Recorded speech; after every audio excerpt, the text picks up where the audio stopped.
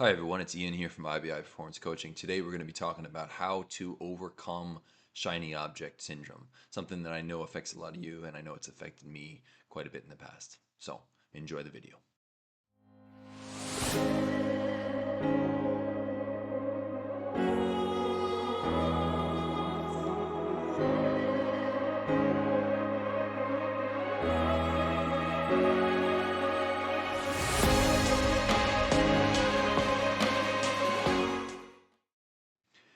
Shiny object syndrome is basically the feeling that you are just jumping from one thing to another constantly. You find something and you say, wow, if I could stick with this, it would totally change my life. This is a revelation.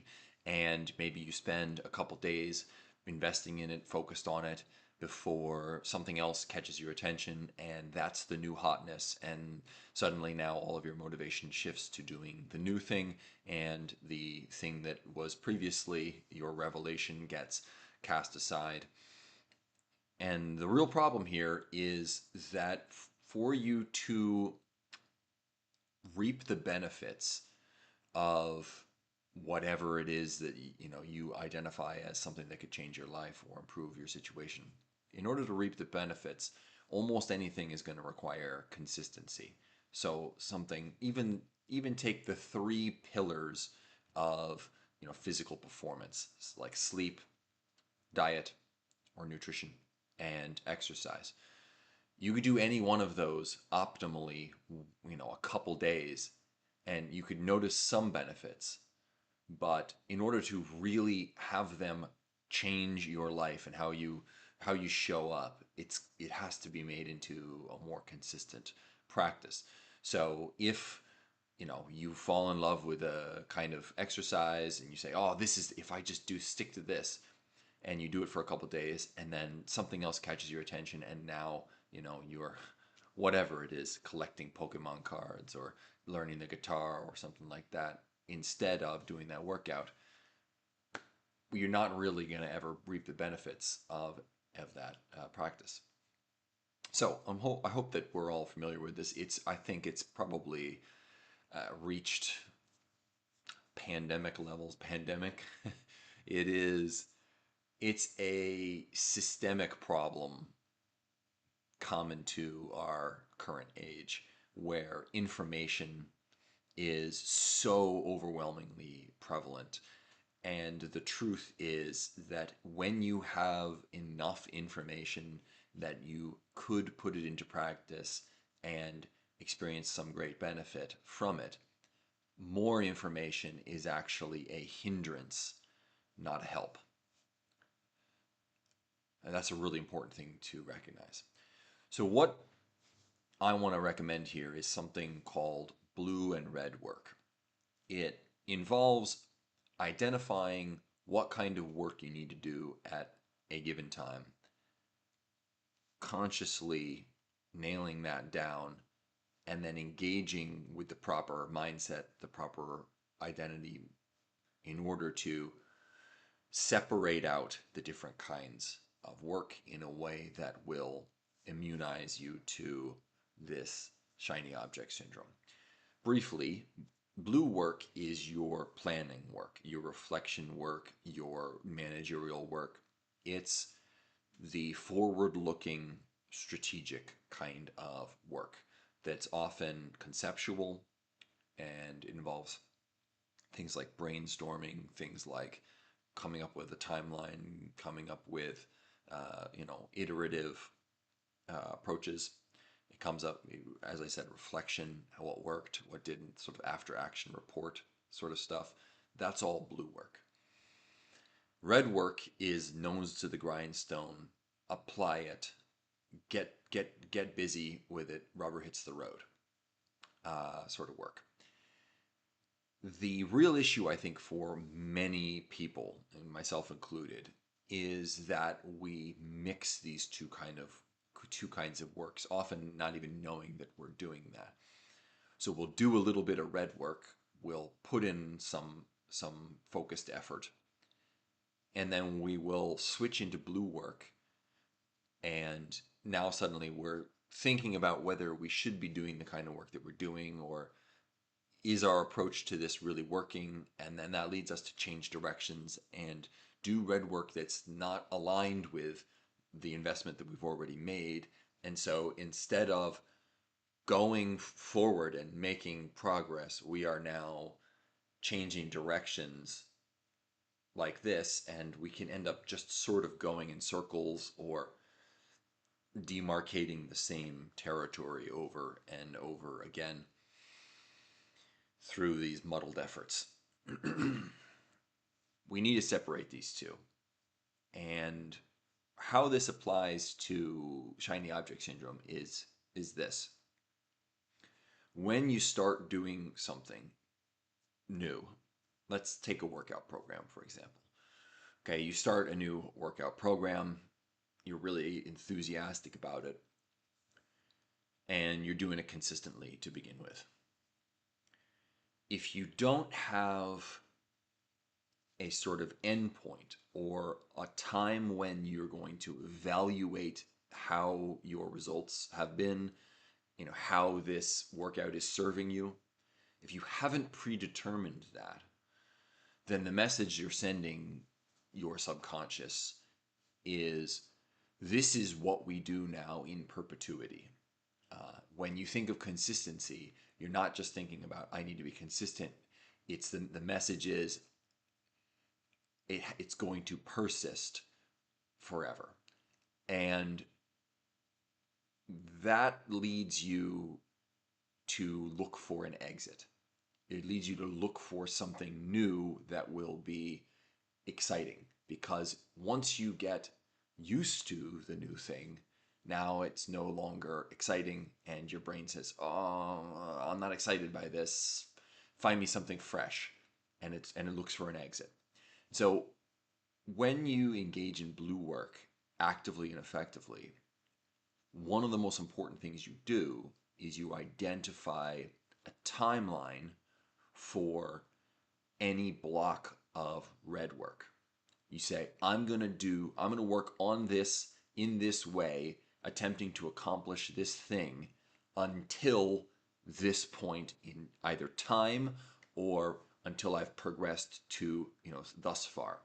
So, for a workout program, that would be a great idea. You could say, I'm going to do this workout for the next month and see what my results are. See whether I have lost fat, see whether my strength has improved, see whether I have gained muscle, see whether I have more energy. And part of doing the blue work would be making sure you know what your baselines are in all of these things, projecting, anticipating, predicting, writing down ideals for where you would like to be at the end of the timeline, and then say, I'm going to do this for a month and see how close I get to my predictions. And then I'm going to reevaluate whether this is the right workout program for me or whether I want to switch to another one. If you're working on some big project, right? Like you're trying to, I'm going to say write a book, because that's something that I have been tackling recently. It can be it's so large and such a multifaceted project that it can be very difficult to stay focused on it. So you say, I'm going to write until I finish this chapter, right? I'm going to write until I finish this chapter, and then I'm going to reevaluate how I'm engaging with the book. So there it's less of a schedule time in terms of temporally scheduled, and more of you're making the timeline based upon some degree of progress that you've reached. Either one works totally well. The key is that it's objective. It's objective. You know when you've reached that finish line. If you can give yourself a finish line, then you don't need to look for an exit. This is the key point. You'll say, oh, but that looks so much more interesting. Shiny object shows up. And you say, yes, it does look interesting. I am going to keep track of that. I'm going to write it down somewhere. I'm going to keep it. I'm going to offload it from my, short-term memory, from actively thinking about it in whatever capture device it is that you're using, whether it's a notebook or a to-do list or something like that, so that I don't lose it. I still have it somewhere to come back to. But then I'm going to push through until I reach the finish line that I determined for myself. This is one of the most crucial things that you'll be doing with your blue work time, and it allows your red work to really breathe and to be productive because you're not having to constantly question whether the work that you're doing is the work that you should be doing. And so instead of doing this where you're making some little bit of progress and then changing direction, changing direction, changing direction, you're making significant, meaningful movement, and then you're reevaluating, and maybe you decide to go this way instead, and then maybe you decide to go that way instead. But you can see how much more progress could be made conceivably by doing this. All right, so when you're thinking about how to apply this blue work, red work concept, I would encourage one, that you time block it. So people will often, when they, if you engage in time blocking, if you engage in scheduling, you look at your schedule and you say, what task do I need to work on? And that's fine. You could do that. For me, it can be just as effective to just say, I'm going to spend the first 30 minutes of the time that I have to work on blue work. Blue work, right? That's it. And during that time, I am determining what work I'm going to do during my red work periods for that day. Maybe it's for the subsequent day. Maybe you want to have half a day at the beginning of your week that is dedicated to blue work, where you come up with the red work that you're going to do for the rest of the week. And so it's a much simpler approach to time blocking that's just as effective, if not more effective, than being half engaged in blue work and trying to plan which tasks you're going to spend time on, and then when you get to them, you don't feel like doing them more, right? Because it wasn't fully thought out. Time block according to blue work and red work. Give yourself more time to do red work than to do blue work. Definitely by far. This is a sort of 80-20 breakdown. 80% red work, 20% blue work is a good thing to shoot for. The other thing, other than time blocking it this way, is to identity match it, because you have multiple identities. There is the manager, strategic, reflective, deep thinking version of yourself, that identity. And then you have the nose to the grindstone. I'm going to get super focused on this thing, and I'm just going to go. I'm going to put the blinders on and I'm going to go identity. And you do want to make sure that you are getting that identity online and engaged when it's time to do that kind of work. So what is your blue work identity? Maybe you sit in a different seat when you do blue work. Maybe it's a place where there's a view of the outside, and so when you're looking outside, it gives you a broader perspective. Maybe it's a more well lighted place, because that helps you to think more clearly. And then when it's red work time, you switch into focused, blinders on, nose of the grindstone, and maybe you do that kind of work in a different place. Again, a place where there isn't so much of a view, where you're not going to be distracted. That's the person who clears the desk off and has just one thing on their desk that they're working on at that time. These are all little environmental tweaks that you can make, but the purpose of them is to reinforce an identity more than anything. And if you're interested in identity creation or identity design, implementation, that kind of stuff, these are videos that I have made some of these previously, and I plan to make some more in the future. Okay, so really this is all I wanted to tell you, is separate your work into blue work and red work. By doing that, you give yourself a timeline, you give yourself a finish line to shoot for, and because you know that there's a finish line and you know that you're going to be able to reflect on what you spent your time on, at that point you don't need to worry about reflecting on it when you're meant to be doing the actual work. And in thus giving yourself a finish line, you remove the need to look for an exit, which is really what shiny object syndrome is. It's an escape from discomfort, the discomfort of focused work. Focused work is not easy. It requires a lot of energy and attention. That's the tough stuff to do, and so it's much easier to get distracted. So we're going to not allow that to happen, are we? All right. So thank you very much for your attention. I appreciate everyone who supports the channel. I really do. Everything that you do.